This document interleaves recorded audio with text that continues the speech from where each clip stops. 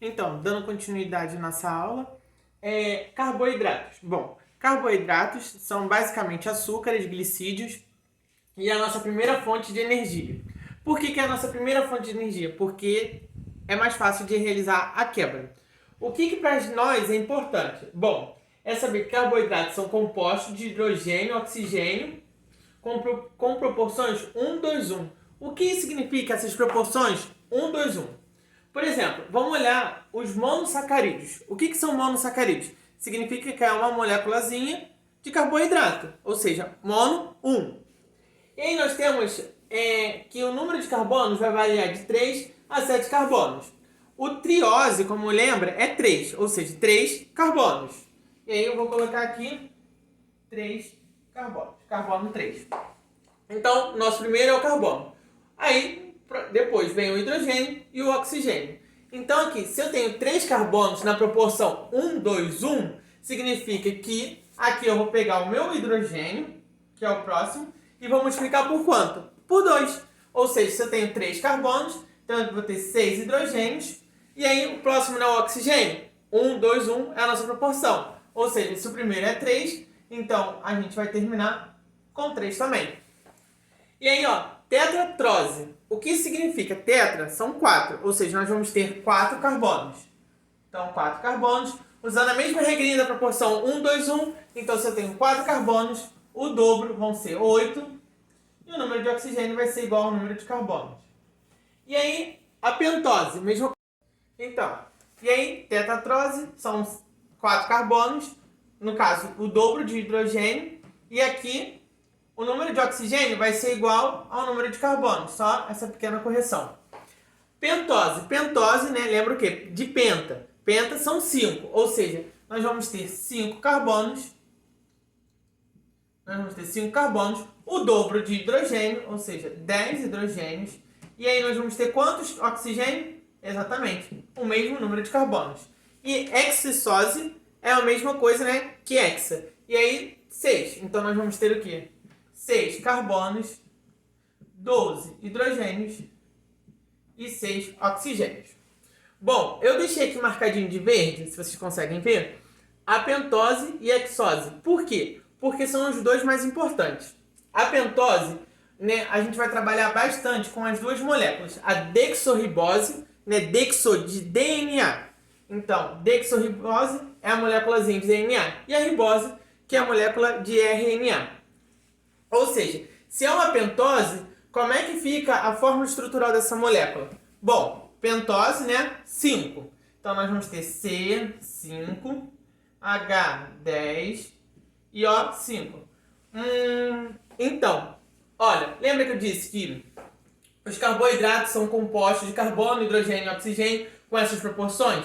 Geralmente é assim que a gente vai trabalhar. Sendo que, para a gente conservar nossa moléculazinha de DNA, o nosso oxigênio vai sofrer uma leve alteração. De vez ele seguir essa proporção, aqui nós vamos ter oxigênio 4, que é uma maneira que essa moléculazinha encontrou de evitar a oxidação e assim ela se manter conservada e mais estável. O que já não acontece na ribose, na nossa molécula de RNA, que nós vamos ter C5, H10 e O5, seguindo a regrinha geral que nós temos aqui.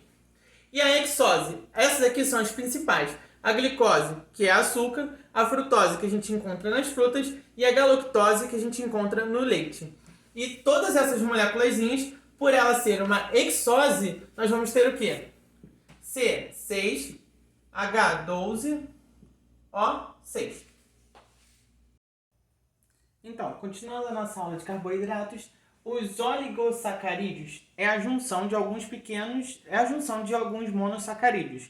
Entendeu? Basicamente aqui a gente vai fazer a observância nos disacarídeos. Os disacarídeos, quer dizer que são 2, ou seja, 2 sacarídeos. Bom, o primeiro sempre vai ser a glicose, e aí vai ser a glicose mais alguma coisa. Se a gente estiver falando da sacarose, a gente vai ter a glicose mais a frutose. Se a gente estiver falando da lactose, a gente está falando da glicose mais a galactose. E se a gente estiver falando da maltose, a gente está falando da glicose mais a glicose. Os polissacarídeos é a junção de vários ou no caso, muitos monossacarídeos. E agora a gente vai adentrar na aula de proteína, que são cadeias de aminoácidos que têm a sua principal função estrutural.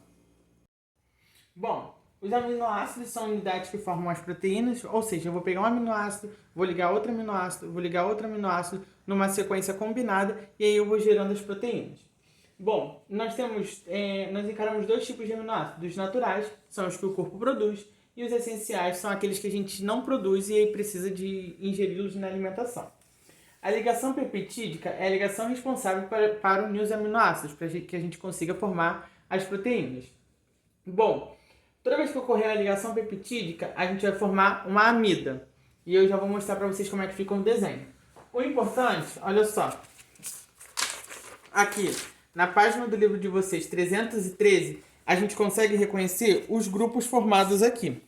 Ó, o carbono alfa que se liga a um grupamento de amina NH2. Ou seja, se vocês olharem aqui, nós temos uma molécula de nitrogênio ligadas a duas moléculas de hidrogênio. Entendeu? E aí nós formamos esse agrupamento de amina. Um grupamento de carboxila. O carboxila é o mais fácil de reconhecer. São o COOH, que a gente consegue enxergar aqui. Né? O carbono alfa é esse que está bem aqui no centro, ligados a um hidrogênio, e né, o nosso radical Rzinho aqui embaixo. Na página 314, a gente vê como é que funciona essa ligação dos aminoácidos. Por exemplo, aqui nós temos um aminoácido e aqui nós temos um outro aminoácido. Como é que isso vai funcionar?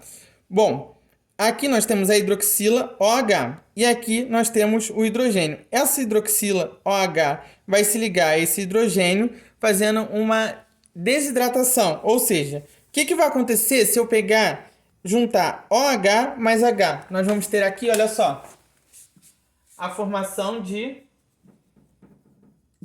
H2O.